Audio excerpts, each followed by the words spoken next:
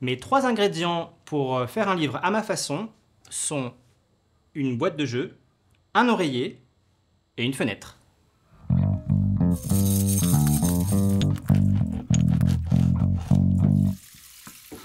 Mon premier ingrédient, c'est une boîte de jeu. Moi, je suis quelqu'un qui adore jouer. J'adore les jeux de société, les jouets, et en fait, j'aborde le livre de la même façon. Quand je commence un livre, je me fabrique une règle du jeu.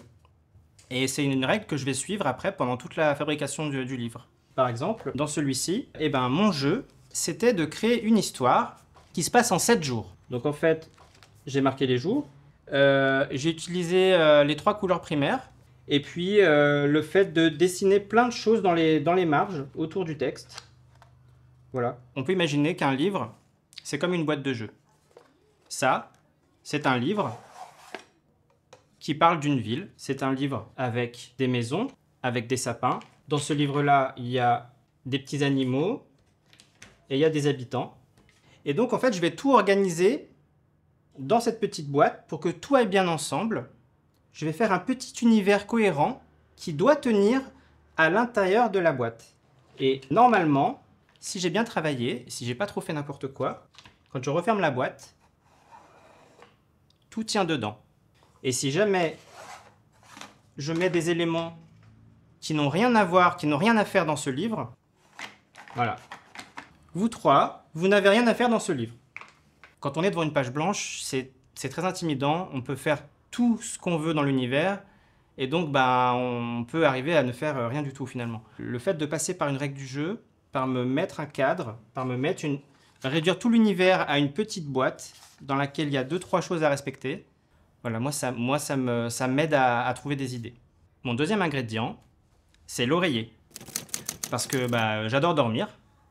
Et surtout parce que je pense qu'il faut laisser reposer les idées. C'est très important pour moi d'avoir un lit dans mon espace de travail. Je dors pas vraiment en fait. Je fais des sortes de siestes très courtes. Et dès que j'ai mes idées qui s'entrechoquent comme ça, sans que je le fasse exprès, quoi, je les laisse mariner comme ça. En général, si je suis bloqué, je fais une petite sieste. Et quand je me réveille, la solution est trouvée.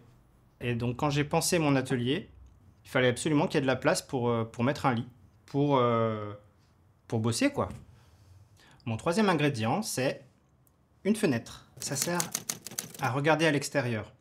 Quand on travaille, c'est bien de pouvoir s'intéresser à ce qui se passe autour de nous, à ce qui se passe au-delà de nous, et d'aller chercher dans le monde des choses à ramener dans ses œuvres. Ce qu'il y a de bien aussi avec une fenêtre, c'est que donc ça sert à regarder à l'extérieur.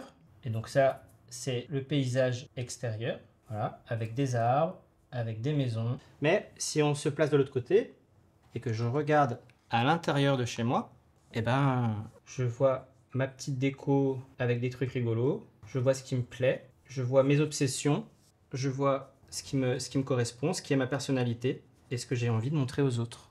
Et en fait, quand je fais un livre, c'est bien de pouvoir naviguer entre l'un et l'autre. Bon, et puis alors si j'avais un ingrédient en plus, je dirais l'inattendu.